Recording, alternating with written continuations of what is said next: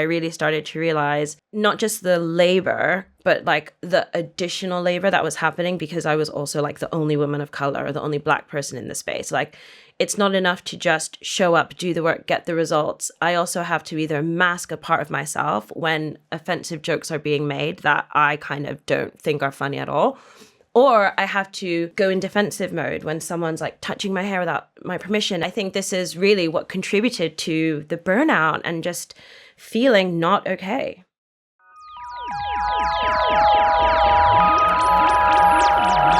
Welcome to The Slowdown, your time to define success and growth for yourself with a little inspiration from others. Recorded at London's Brazen Studios, I sat down with entrepreneur, author, advocate, and the host of the hit tech podcast, Techish, Abadesi Osunsade. In this episode, you'll hear her describe how the immigrant experience can shape our early definitions of success, how she found herself in endless cycles of burnout, and how, after striving for accolades and accomplishments, she reached a point where the only person whose opinion mattered was her own. I hope you enjoy it as much as I did. Let's dive in. Thank you so much for being here. Thanks for having me. You are my first guest. Oh, wow, cool. Exciting. So I just wanted to read your bio so that our listeners and viewers have some context on you. Abadesi Osunsade is an award-winning social entrepreneur, venture capital scout, and startup coach.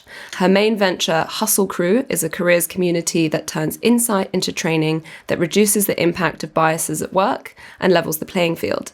Most recently, she served as Brandwatch's first ever Global Vice President of Community and Belonging.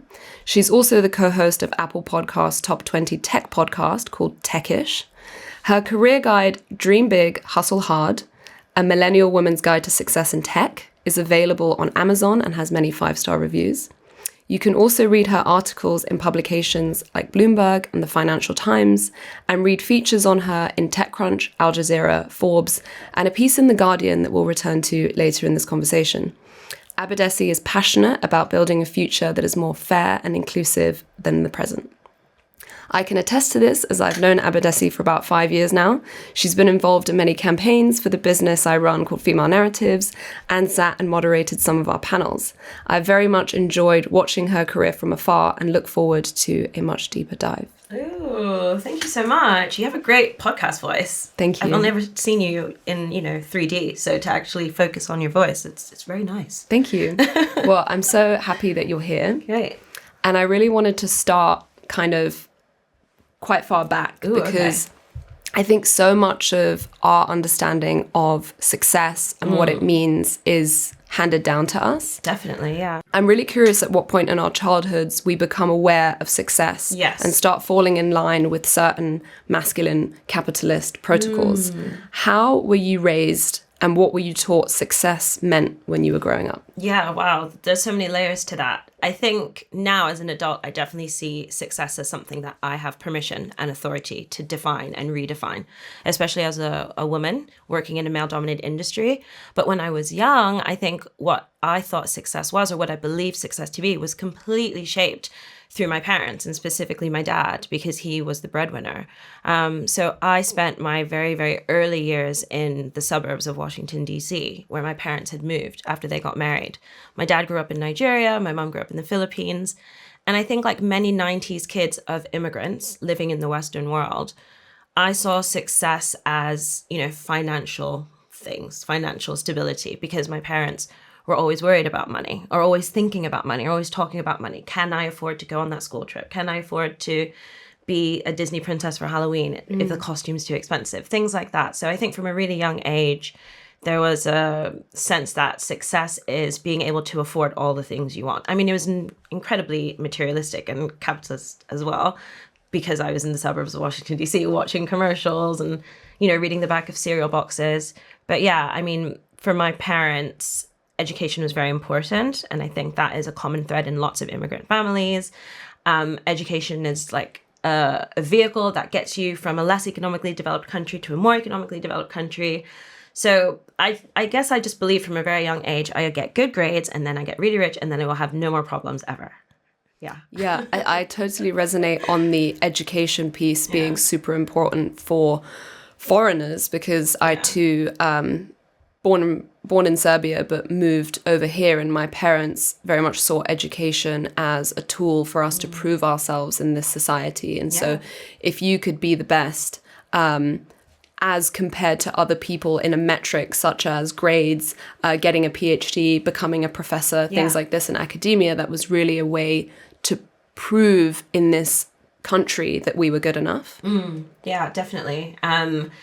I think now, if you look at people who are having kids, they're thinking a lot about how they can connect their kids to their ancestry and their heritage. If I think of how my parents thought about raising us as kids, they didn't want us to speak their mother tongues. They wanted us to assimilate. They wanted us to fit in. I think they thought we're already disadvantaged showing up in white spaces with brown faces. We don't need to be further disadvantaged by also speaking the main language, you know, with a weird accent or whatever. And yeah, I definitely think things like education in that way help to level the playing field, because if you're at a disadvantage because of, you know, something people can discriminate against you for, whether that's your skin color, whatever it might be, you know, that added advantage could come in the form of education. You know, if you're the top of the class, that's undeniable that you are smart.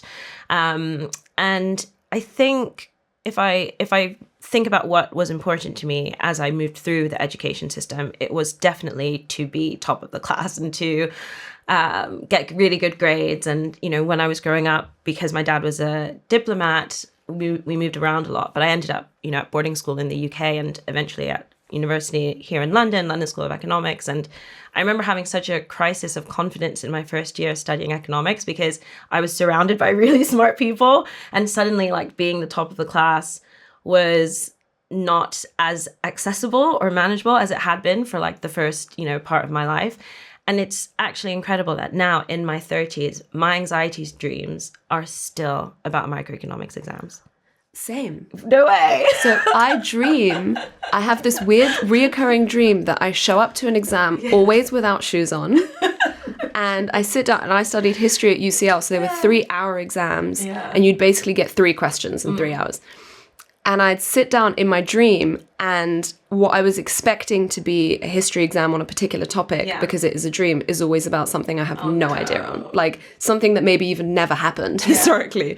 And it stresses me out no end.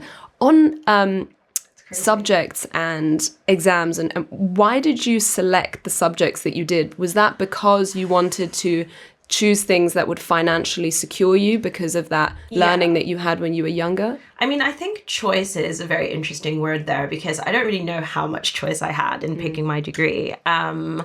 My parents, and my dad specifically, because he was the breadwinner, always said, you know, to whom much is given, much is expected. And I actually will never say that to my kids, because I think it builds this pressure that you have to meet someone's standards, even if those standards feel unattainable or make you feel under pressure. But, you know, I was very creative when I was growing up. I did my first school play when I was like 7 or 8. I wrote my first play when I was in like 3rd grade. I was very drawn to storytelling and the arts, and I did National Youth Theatre. I had to convince my parents to let me do National Youth Theatre, spend a summer in London with other actors.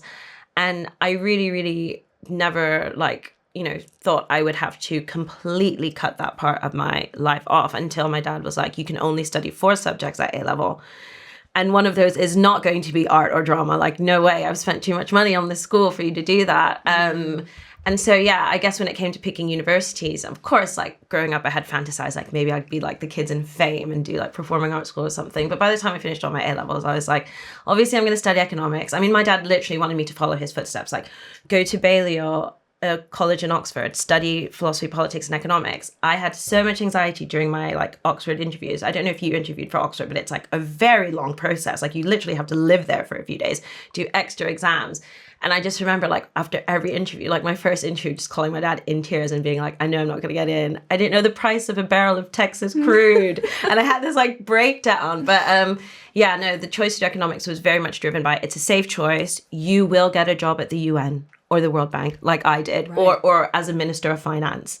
And no thought went into, do you actually enjoy econometrics, statistics, math? And I was like, I mean, it's not bad, but it's definitely not what I would call fun. It's almost like success guilt. Like your parents are trying to make... I managed to somehow outfox my dad on this because he was adamant that I study maths and economics. And so I agreed with my dad and I said I would do maths and economics. And then on the other side, I picked history and English lit. Okay. And he was sort of fine with that because at least I was doing the subjects that he wanted as well as these other subjects. And then when it came to university, I knew that I didn't want to do economics or maths. I wanted to study history. And so I again managed to convince him by saying, well, I'm going to study history, but it's at a really good university. And then what I'm going to do is a law conversion. So I'm going to do the 1 year law conversion and then I'm going to be a lawyer and you'll be a proud dad. And he was like, okay. And so I didn't do the law conversion. I just studied history. And I'm so glad that I did because I realized, like exactly as you said, UCL for me was, I was tiny fish, massive pond, surrounded by very smart kids. I had not that great an education and it was made very apparent at UCL. And so I worked really hard and I think I was only able to revise and learn the way that I did because I loved the subject and I was really interested in it. If you could go back, would you have studied something different? I think it's like a fair question. Like if I could go back, would I have, I don't know, gone to drama school, studied fine art or anything like that? The truth is I'd still pick economics because, and my dad, unfortunately, he's passed away now, but he would love to hear this podcast and hear me say it. As you get older, you realize you can always return to creative pursuits. I mean, you literally run a creative agency, right? Like you didn't study like a degree in how to run a creative agency or like you're a model. You didn't study how to be a model. I think we're all artists. Like that book Julia Cameron wrote says, The Artist's Way. So I do feel that when you then show that you have a technical skill, like, oh, well, actually, I studied physics, economics, chemistry, whatever it is, it's like an extra string to your bow. So it's like, I can do the business stuff. If you want me to like be your office bitch or whatever and do your spreadsheets or pitch to your clients, whatever it is, fine.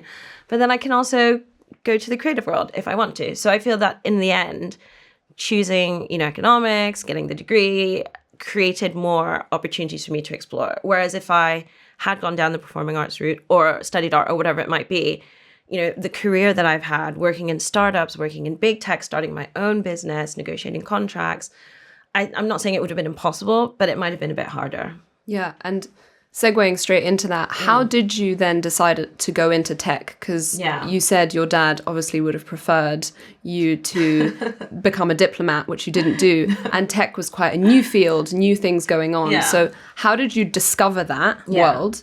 And then what was your kind of first job in it or a job that you remember early on?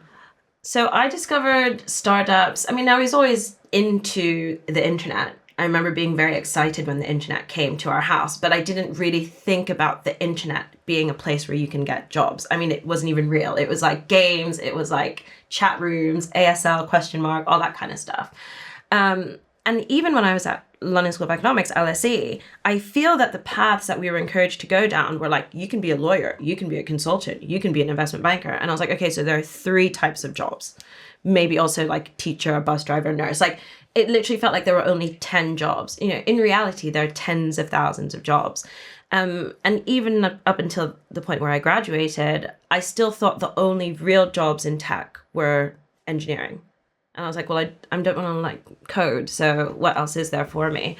And funnily enough, the arts, the creative world always save the day. I went to see The Social Network, David Fincher, and I remember sitting in the cinema thinking, this looks great. I mean, not the like lawsuit with the Winklevoss. Supposed to be, a bit dystopian. But I was like, I just love the idea of like a bunch of friends at college building this website, raising money. They owned the business that they worked on. And I was like, that is actually crazy to me. I was doing an internship at the Financial Times. I was like, I don't have shares in the Financial Times. It's true. I write articles. I stay up late on the weekend, getting the markets report ready, twiddling with graphs or whatever. And I get paid a standard rate. So yeah, for me, my first interest came from The Social Network. And I was like, gotta get a job in tech. And that's when I just started working my network. And Groupon, shout out Daily Deals, was growing really fast at the time. And I knew a few people from LSE were working there. And I was just speaking to friends of friends of friends, like who can just get my resume to recruiters. And I remember in that call with the recruiter, when I finally managed to get one, saying, I will do anything. I will answer phones for customer service complaints. I will walk up and down the streets to get, salons to do Groupon deals. I can do anything. Like, here's my credentials, here's my degree. And the rest is history. That was my first job. And I remember having to take a pay cut as well. But I didn't care. I was like, I just want to get into tech. Well, it sounds quite idyllic and optimistic. And I think there was a period when tech felt very exciting and like freedom. But then in this wonderful Guardian article, it was on millennials quitting the rat race. Yeah. You say that in your 20s, working at these tech startups, and I wonder how many you ended up working at, you had a 6-week cycle of burnout. Yeah. I think startups are fueled by the energy of youth.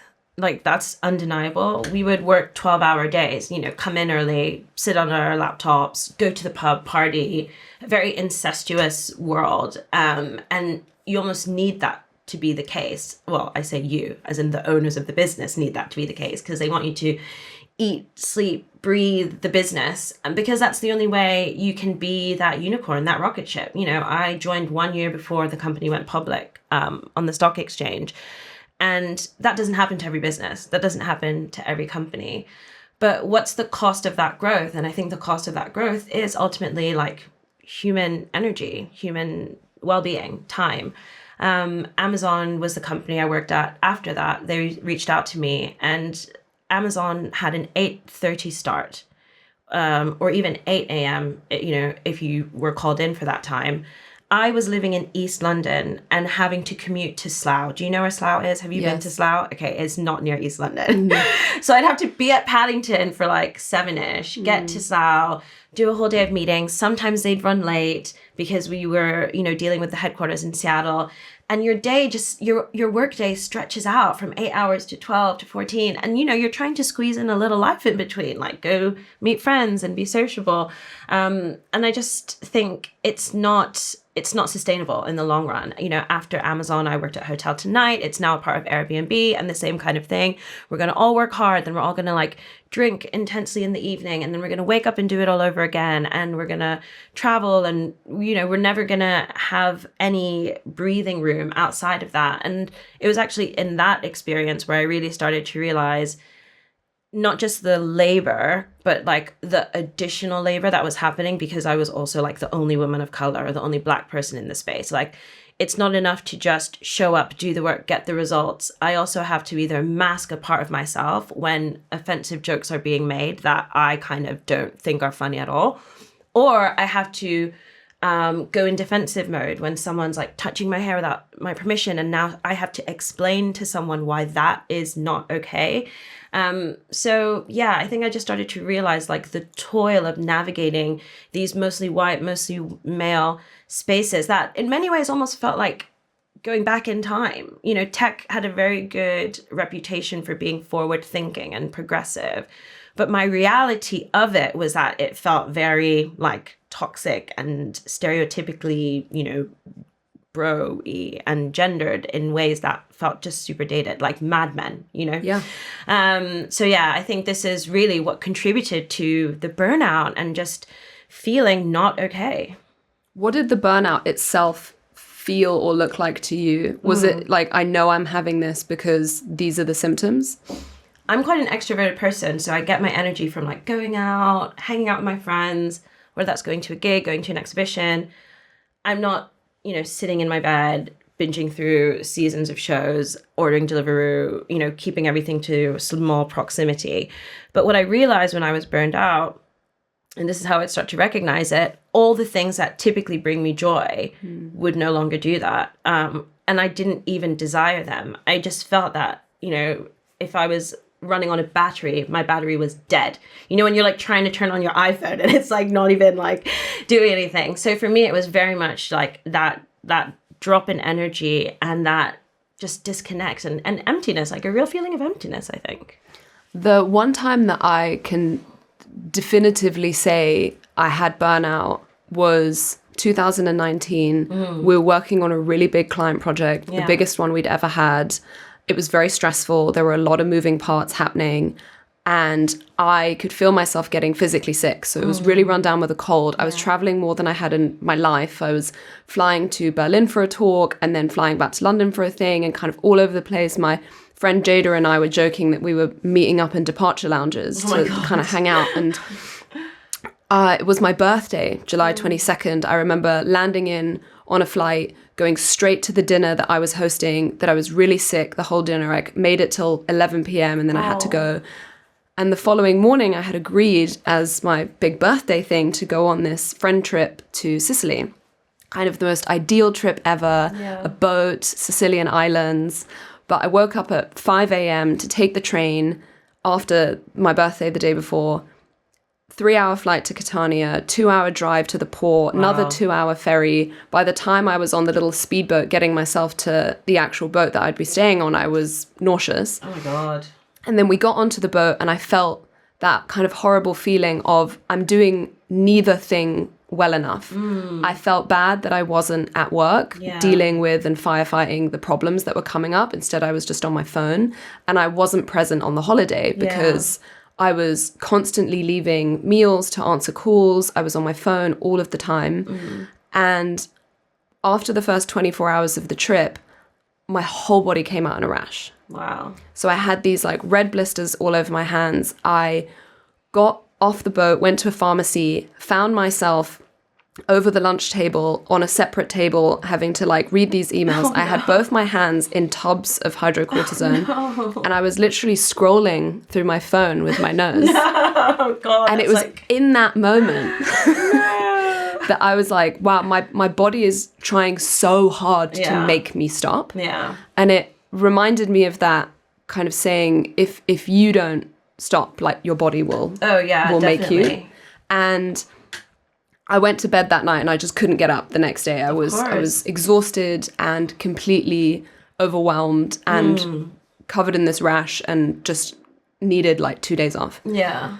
What struck me about the sentence that you shared was the 6-week cycle. Yeah. You would think that putting your body and your mind through such an experience, you wouldn't want to have it again. Yeah. So what is it about society or the tech industry that made you, after feeling that way, go, I'm just going to do this all again? I normalized it. And I saw everyone around me also burning out. I mean, you're talking about your body literally telling you to stop working, stay away from a screen, and then using your nose instead of your hands. Like, we have internalized capitalism and the need to keep going and produce and make and ensure that we complete the transaction that we've engaged with or whatever. And I think, you know, we've normalized it, but it's also, it's really layered. You know, you're talking about, you know, how did I keep going? I think I was letting my mind rule over my body. And one of the things that I've really, really been working on over the last few years is deepening my mind-body connection. And I think it's really difficult when you are in a like cerebral role. Like, I am not someone who is very somatic. I don't do body work. I literally sit at a laptop and then join a call and then join another call and then scroll on my phone. So I think if that is the reality, which it is for many of us, especially if you're listening from a big city, you have like a professional role, your brain is totally like HQ in control. It's like that movie Inside Out, right? It's like, the brain's going to do what the brain needs to do, even if the body's like, please, one more minute in bed, or, one less email today. And I think that is really what I've been trying to break away from. Like, I don't want to normalize this. Let me just ignore my body. Oh, I'm coughing and wheezing, but I'm still going to get up and show to work. I'm absolutely exhausted, but I'm still going to make my 7 a.m. spin cast. Or, I'm so over this project, but I'm going to still keep letting this client treat me badly and abuse me because I have this scarcity mindset that if, God forbid, I uphold a boundary, my whole world will come tumbling down. I'll be destitute. I'll be on the streets. And like, yes, I appreciate I'm speaking from a position of privilege when I, say this in jest. But if you do have the privilege to uphold a boundary, like protecting your mind, protecting your body, if you do have the privilege of saying no to more work and saying yes to more rest, why wouldn't you? Like, you're not indentured, right? Like, my safety and livelihood doesn't depend on my boss or my client. if I am in that privileged position where I can say no, and I'm not saying no at the expense of my own health, like, I just think that's really sad. And I grew up around workaholics. And I see that now because I'm in my 30s and I've had loads of therapy, and I've also done a lot of spiritual work, like trying to make sense of why am I here and what is important to me and what do I want to leave behind when I die. And going on that journey, asking myself these questions, trying to find answers that resonate. I realized I grew up with, two authority figures, caregivers who were obsessed with work, and work was their identity more than any other role, more than parent, more than sibling, more than whatever. That was their identity. And so I thought that was how we live our life. And that's the way to live a good life. And as I got older and as I watched my dad get sick and eventually pass away, I realized when you are vulnerable, it's not work that shows up for you. It's not your colleague that comes to help you eat the meal that you can't stomach. It's literally like the people that love you and the people who you've loved. So, working hard does not necessarily mean you are living a good life. And it doesn't necessarily mean you are feeling fulfilled in your life. And it doesn't necessarily mean that you will be happy. Like, you get sucked into this idea of like the destination that the hard work is getting you to, only to get to that destination, whether it's becoming a vice president, owning a house, having a 6-figure salary, and realizing what it takes to maintain that makes it not worth it. And yes, that's a privileged position to speak from again. But, I hope people who are ambitious and curious get to that point so that they can decide, is this even what I really want? And is it worth it? Yes. I love the say yes to rest. Yeah. And I totally resonate with not being in touch with my body. I have one of my best friends is a psychotherapist and yoga teacher in LA. That's a good combo. Yeah, whenever I ask her, what should I do about this decision? She's like, well, what does your body say? Like, where do you feel this in your body? And for years, I didn't even know what to say. Like, I never had a parenting that was like, okay, you're stressed out. Where do you feel this? Yeah. Can you name the feeling in your body? And then that helps you control. Yeah, I was all cerebral. I'm a huge overthinker. Yeah. My anxieties come not even from real life problems, but the way that my mind extrapolates where that could go and what that could become. Yeah. And for me, with the cycles of burnout thing, I felt maybe I was addicted to stress because doing nothing and having my mind blank was a quite terrifying place. When things are really busy and there's lots of projects and I'm overwhelmed, that's when I thrive. I can make decisions in a split second. I can really handle pressure like that. Yeah. But when there's nothing to do and I'm alone with my thoughts, I get very nihilistic, very existential. Yeah. I prefer the very busy. And so that's kind of what I was curious about. And talking to you, it really feels like these are all things that have been learnt, and it's all life is a process of unlearning some of the stuff. I think I was also addicted to being busy. I think being busy made me feel important. And, gonna get deep now, but I also think it made me feel worthy. I was in my 20s in London, and like many young women, I wasn't feeling 100% secure about lots of elements of my life. I wasn't 100% happy with my body. I wasn't 100% happy with my face, with my hair, with my relationship status. And between me and happiness were certain milestones I felt I needed to hit, whether that was finding the right romantic partner, like finding the right place to live. And, you still think in quite a basic way, like Hollywood propaganda way when you're young. And to be honest, like I'm still relatively young and sometimes I still get sucked back into that.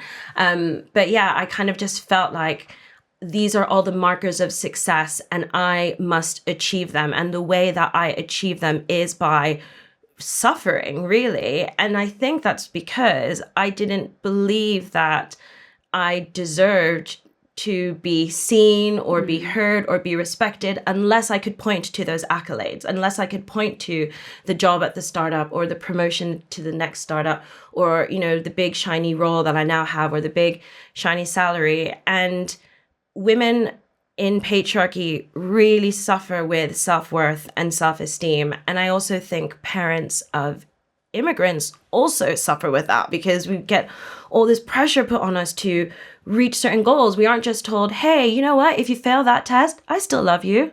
Like, I remember getting a really high scoring, I think I got 98 points on a math test once. And my dad would be like, what about the 2? Exactly. What happened there? Thank you. Let's talk and about then it. you wonder why I'm in therapy. You Let's know what do I mean? 100 maths equations that focus on those 2 that you missed. So, you know, like spot on analysis, like that mind-body connection, I think started to break when we were kids, because it's like, hey, I actually think it's really cool that I got 98 degrees and then 98%. And then someone is telling you, no, that's not something to be proud of. You should only feel proud when you reach 100%. So, you know, I'm really obsessed with Cory Muscara. I don't know if you know him, but he's a meditation teacher. He used to be a Buddhist monk. He's based in the US.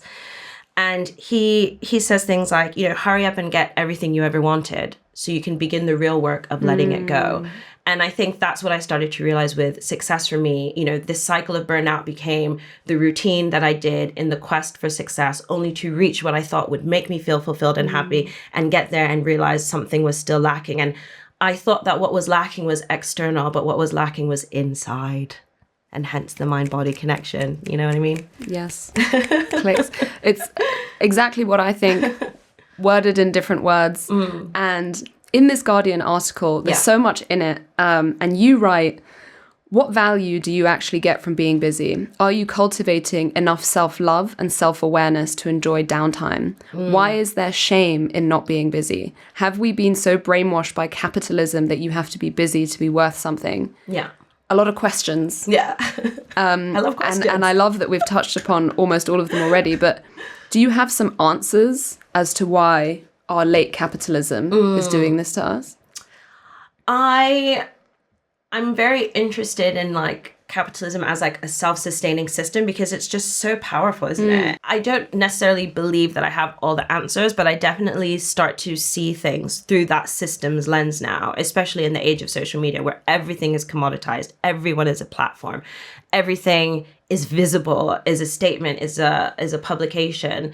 And I'm obsessed with like what is lost along the way, you know, what we lose as humans, as society, as civilization, but also, you know, as individuals. Like as I get older, and because I have the privilege of a platform and financial flexibility, I'm a lot more intentional about what I share online. Many years ago, my partner was like, don't share me on your platforms unless you have my permission. And, you know, at first I laughed, but he was dead serious. And he's like, no, because you've literally got like tens of thousands of followers. I don't know who these people are, and I don't want them to know my business or know where I am. And, you know, he's got his own work and he's also an artist. So I kind of got that. And yeah, I mean, I think my thoughts on this really are, we have to be careful, because a lot of the places where we are innocently performing life do not have our best interests at heart. And, you know, platforms like various social media channels are incredibly addictive. And a lot of us are wondering why we can't sleep, but then we're like doom scrolling late at night. And it's like, you know, that's your mental health, your physical health. You have to take ultimate responsibility for that. No one is coming to save you. You know, no one, Mark Zuckerberg isn't going to knock on your door and be like, lights out, kids, like, you know, time to go to bed. But yeah, I do think we have been brainwashed by capitalism. It's a value system. It's status. What are you working on right now? You know, what have you been up to? Like, you know, did you travel over summer? Like all these markers of privilege that can only come if you have been working, or if you have been generating capital, or, you know, hustling, whatever you want to say. We don't value people who are standing still and doing nothing. We laugh at people who are like hippies or nomads. Why? Like they've had the courage to, you know, do away with like materialism, and they're happy and they're content. And I actually think a lot of the narratives around people who reject capitalism, whether it's I'm going off grid or I'm going off that, are actually maybe like more sinister, like a bit of a conspiracy theory brewing. But like, you know, maybe people are putting time and energy into making those ways of life look bad and lame and stupid because they have something to lose. Yeah. You know, the Netflix CEO once said, sleep is our enemy. Right. And we are not your family. This is not a family. Just like, how can you say that? Like when all the research from scientists and, you know, medical professionals says sleep is amazing and you should get at least 7 to 9 hours of it every night. Yeah, as you say, like capitalism has this way of getting under your skin because there's always a never enoughness. There's no clear, I mean, socialism, communism had a level of, this is the goal. Yeah. Whereas capitalism, it's always that kind of wonderful, is it Rockefeller, who when asked at the peak of his financial income, how much money is enough? And he said, just $1 more. Oh, Jesus. You know, so you're always chasing and following this thing. And I think it's so hard to actually say what I have is enough. Yeah. And actually, I do a journal prompt of writing down family, friends, work, anything else you want to add, and just writing enough. I have enough. Yeah, I like that. I think that's really powerful. It comes from this lovely story of Kurt Vonnegut and Joseph Heller being in a billionaire's house on Shelter Island. And Kurt Vonnegut turns to Joseph Heller and says, what if I told you that our host, the owner of this house, makes more money in a day than you've made in the entire history of Catch-22? And Heller says, but I have something he'll never have. Enough. Oh, I love that. Yeah, that's good. And to return to the article again, and actually a bit more playing into your expertise, really, you then went on to talk a bit more about the historical and cultural prejudices at play here as well. And you've mentioned already, you know, feeling like, or being sometimes the only black woman in the room. You mentioned in the article, for black people, our value was as forced laborers. If you can socialize people into thinking that they are only good for what they do, the other side of that coin is they'll feel guilty when they're not doing anything. Yeah, I think anyone who comes from a historically excluded group and has to navigate competitive landscapes in their career, whatever it might be, will resonate with that reflection. I was reading a lot of Trisha Hersey of the Nat Ministry, Rest is Resistance, her best-selling book, around the time that I was interviewed for that article by Layla Latif, who I know from school, by the way. She's an amazing writer. And I was thinking about this idea of rest being a privilege our ancestors weren't afforded.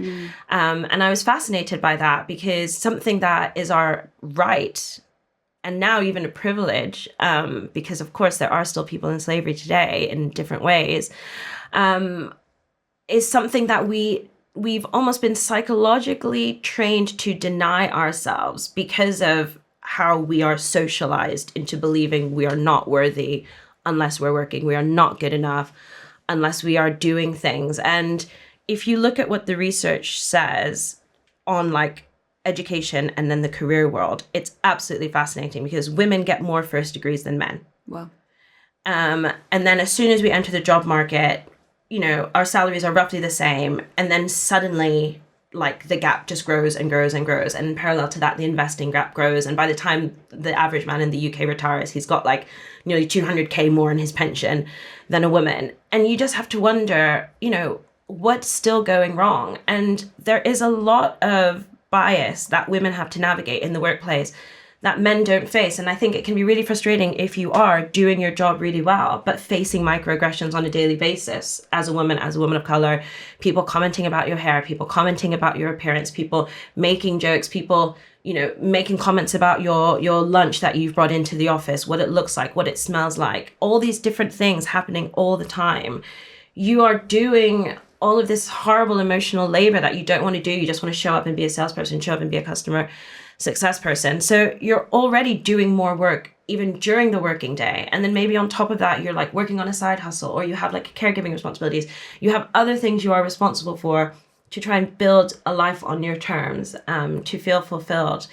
So when you finally get that opportunity to switch off, it's not going to come easily. It's not going to come naturally. And all of the research shows that women are socialized to put men's needs before our own. And I've been thinking a lot about this recently with like, you know, the rape trial that's like unfolding in France, how the only time women are kind of given like permission, or it's acknowledged that we could possibly have any power or influence, is when it gets a man off of being in trouble. So it's like when there's like a sexual, you know, sex violence allegation, like rape or whatever, suddenly it's like, well, what were you wearing? Or what did you say to him? That's the only time it's suddenly acknowledged that women could like possibly have power. And and, you know, bring it back to Black women, like Black women have been like sexualized since like colonial times or empire, so that when slave owners or colonizers, you know, raped these women outside of marriage, they could explain to their wives, well, look at their, you know, magical witch-like powers that seduced me. Right. You know, she's so mystical and sexual and powerful. Exactly. So when you have, you know, generations of trauma and guilt and a sense of responsibility, every time something goes wrong, it's my fault, even when I'm not the one that did something wrong. How could you not then feel guilty for just trying to switch off, trying to take a break? Like, and again, it's also back to that self-esteem and self-love. I think women feel like, and I'll just speak from the I here, I often felt like unless I was contributing something, I was not worthy of respect or attention or time. Yeah. And that's such a big thing to unlearn. And you've been very much doing that process. And I was wondering, what does introducing that softness or slowness into your life look like now? When did you decide to leave that 6-week burnout cycle tech world? When did you start Hustle Crew? And how does slowness represent itself in your world? I definitely say that it's come in waves. So for example, you know, when I quit the tech industry to start Hustle Crew initially in 2016, I wouldn't say I was still particularly slow then. I think I was very much trying to raise money and trying to like build a startup. Clues in the name. Yeah, exactly. And I actually think this all came to a head for me when I was actually in my VP role, because it was the most senior role I'd ever had. I was still running Hustle Crew on the side with an amazing team helping me. But like many things in my life, you know, grief is a catalyst for huge reflection and huge change. And losing my dad during the pandemic and actually reflecting on like what mattered to me and realizing what I was spending time on. I was spending a lot of time at my job, and outside of my job, I was spending a lot of time talking about my job because my job was really stressful and challenging. And I think, you know, this question of like, when did it become really important and like, what did it look like? Interestingly, it actually started with boundaries. So I read the book by Dr. Nedra Tawwab, Set Boundaries, Find Peace. Highly recommend this book. I recommend this book to so many people. It even comes with an accompanying workbook. And the first few pages of that book, she asks you like a few questions. It's kind of like those questionnaires you did in Cosmopolitan or whatever, like, you know, and it's like, make a list of all the people that you've spent time with in the last X days. And it's like, now like rate them in terms of like giving you energy or draining your energy. And if you had more people who are draining your energy, you basically like have shit boundaries. And in the book, she describes what it looks like when you start to say no more, say no to people on your team, say no to people in your personal life. And she describes this spectrum of like acceptance to rejection. Some people will be like, I'm so glad you're like finally putting yourself first and you're like having a solo date tonight. Yeah. And, you know, skipping meeting us at the pub. Other people will be like, you're so selfish. I really need you right now. I can't believe you're doing this. So yeah, for me, slowing down looked like boundaries and looked like letting go of my people pleaser energy. Like, I don't think you can ever like fully let that go because a part of it is also just who I am. But yeah, it was just like the most important person to please is me. And I really have to believe that. And I've been like on a lot of, you know, journeys and work mentally, physically, just trying to like love myself more. Like, you know, it's really hard. Like a lot of ambitious people are just very insecure. Yeah. So yeah, I've just been trying to uphold boundaries. It's a work in progress, but yeah, saying no to more things, leaving messages on read, not feeling bad for doing that, not feeling, you know, guilty for being lazy, and also like, you know, taking ownership of the word lazy. I love that TikTok trend, lazy girl jobs. Like, and I was like, yeah, lazy isn't a bad thing. I think lazy is also like a kind of like finger up to, you know, hustle culture and overworking. It's true. We've mentioned your dad a few times. What was his name? My dad, he was called Festus Omolala. His friends called him FL, actually. That was his name. FL, his nickname, yeah. Festus. Well, thank you, Festus, because he got you that economics degree. I know. And it seems like in his passing, you had some real breakthroughs on how to better spend your time. Definitely. So you mentioned phones there, and I was wondering, do you have like some people might like the sound of this, but they don't know where to start or make practical applications for creating a slowness in their day. Yeah. Are there any products you use, tools you use? So I think for me, it's more around like physical things that stop me from like getting sucked into the matrix of work. So my husband and I, like, no phones in the bedroom. Like, we don't use our phones as like alarms. We try to like have a wind down period because, you know, the time you spend in bed, you're not asleep. So if you want to sleep for 8 hours, you kind of need to be in bed for like 9.5 hours or 10 hours. So I think for me, it's more about being realistic with what will get me to do the things that help me unwind and slow down. I mean, in terms of tools, in terms of building that deeper mind-body connection, having better emotional regulation, and also just being able to listen to yourself better, you know, meditation is so powerful for that. And I've been meditating for nearly 10 years now. It started using apps like Simple Habit and Headspace, sometimes buying courses like Corey Muscara, who I mentioned earlier. But now it's also just like making sure I don't pick up a phone before I like go for a quick walk around the park, or even just like sit down in my living room with a cup of tea and just like think about what I want to do that day, or have a moment of stillness. I also think if you are someone who has a busy schedule, scheduling the slow time, scheduling the rest time is very powerful. Another way to like deepen that mind-body connection is through movement, whether that's yoga, Pilates, running, whatever that looks like. Whatever your preferred movement is, you know, schedule that at least once, twice, 3 times a day. Like, I set out every week with the intention to exercise at least every day, and sometimes twice a day. I never do. Right. But having that goal of like daily movement, even 2 sessions of daily movement, means that almost always 4 or 5 days of that week I'm doing something. And just to double click on what you said about phones in bedrooms, because this is the argument I'm having with my partner. What time do you remove the phones from the room? Is it different on weekdays to weekends? Is it different to projects? So I'm a big believer that like your bedroom is like a sleeping space, and it should just be like the place in your flat, again, if you have the privilege of having a separate bedroom, that your body, your mind just associates with like, this is like the chamber of calm. Yes. So our phone chargers are like in our living room near our TV. And when we go to bed, the phones just get left there. Then we like go and brush our teeth, and then we go to the room. I mean, sure, sometimes on the weekend it's like, I'm going to go get my phone and come back to bed because I want to like scroll or whatever.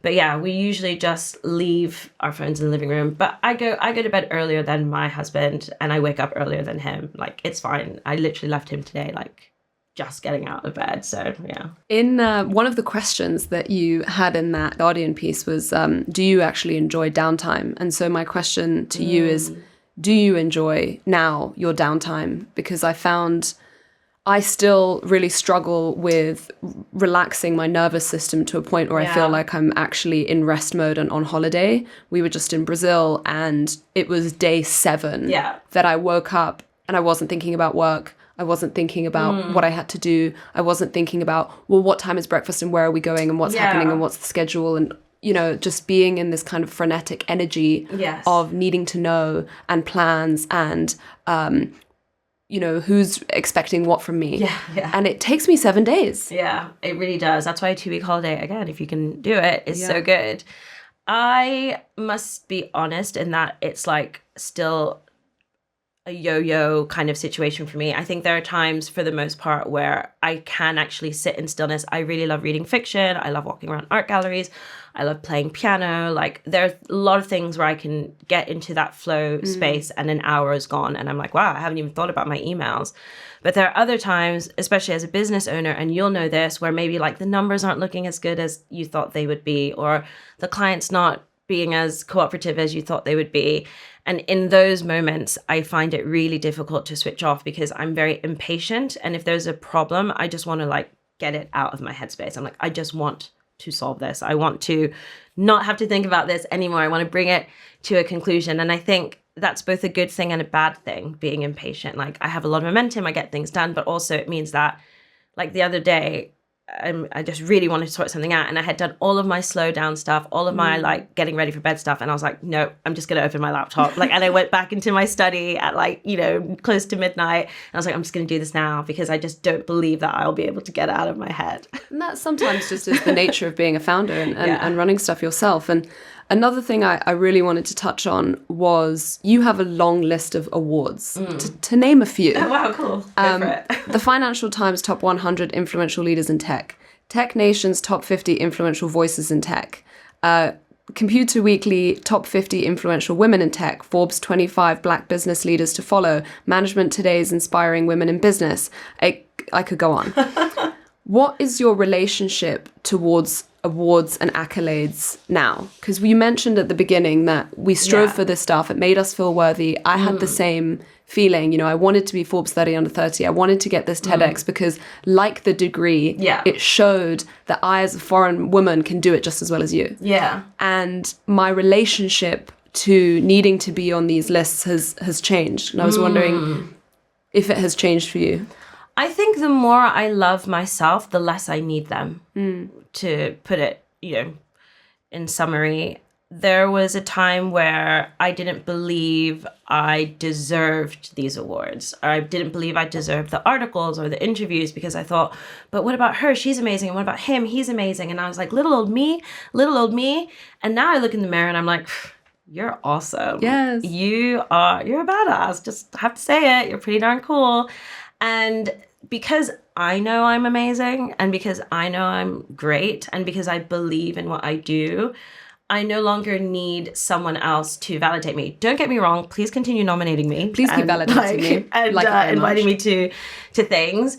But I've reached this point, and it's actually, I find like so heartening. I've reached this point where I don't need my ego constantly validated, and I don't have that desperate like thirst for success that there are people I've met who are like heroes of mine, like absolute like icons because I read their books or I saw them on shows, I saw them in magazines.